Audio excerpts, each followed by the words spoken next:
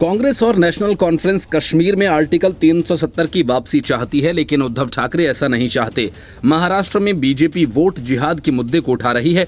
इससे एमवीए का आपसी संतुलन बिगड़ता जा रहा है।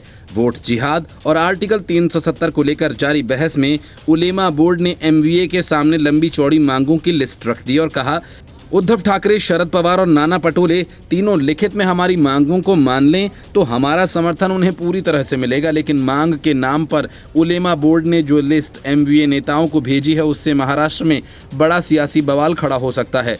उलेमा बोर्ड ने जो मांग पत्र भेजा है उसमें आरएसएस पर बैन लगाने को लेकर आतंकी गतिविधियों में शामिल लोगों को रिहा करने और वक्फ बिल का विरोध करने से लेकर तमाम ऐसी बातें हैं जो बड़े विवाद को हवा देने के लिए काफी हैं। ऑल इंडिया उलेमा बोर्ड ने उद्धव ठाकरे, शरद पवार और नाना पटोले को अपनी 17 मांगों वाला पत्र भेजा, जिसमें साफ किया गया कि अगर एमवीए उनकी शर्त मानेगा तभी वे उन्हें महाराष्ट्र विधानसभा चुनाव में समर्थन करेंगे।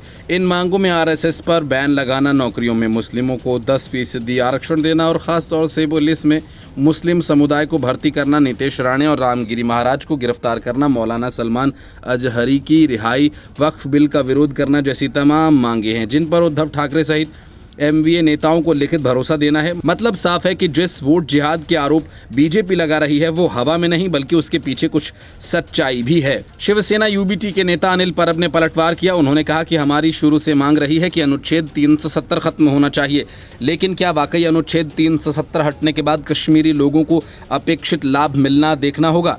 हम इस पर बाद में चर्चा करेंगे। हमारा स्टैंड अभी भी वही है। हमारा स्टैंड यही है, अनुच्छेद 370 खत्म होना चाहिए।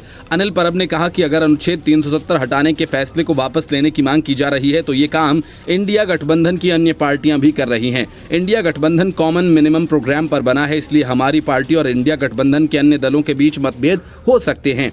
पीएम मोदी ने महाराष्ट्र के धुले में चुनाव प्रचार के दौरान कहा था कि कांग्रेस और नेशनल कॉन्फ्रेंस 370 को लाने की बात कर रही है, जिससे अब दुनिया की कोई ताकत वापस नहीं ला सकती।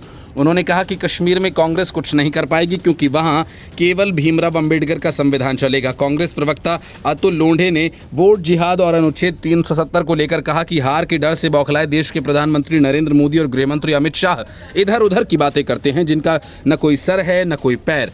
महाराष्ट्र में आए हैं तो महाराष्ट्र की बात कीजिए, अनुच्छेद 370 और वोट जिहाद की बात मत कीजिए। अतुल लोंढे ने कहा कि महाराष्ट्र में किसानों की बढ़ती आत्महत्या, बेरोजगारी, असंवैधानिक तरीके से बनाई गई सरकार, पेपर लीक, छत्रपति शिवाजी महाराज का अपमान की बात कीजिए। आप सिर्फ हिंदू मुस्लिम करते हैं, धर्म के नाम पर वोट मांग। संविधान सभी को वोट देने का अधिकार देता है। मतदाता जाति, धर्म, संप्रदाय और भाषा से ऊपर होता है।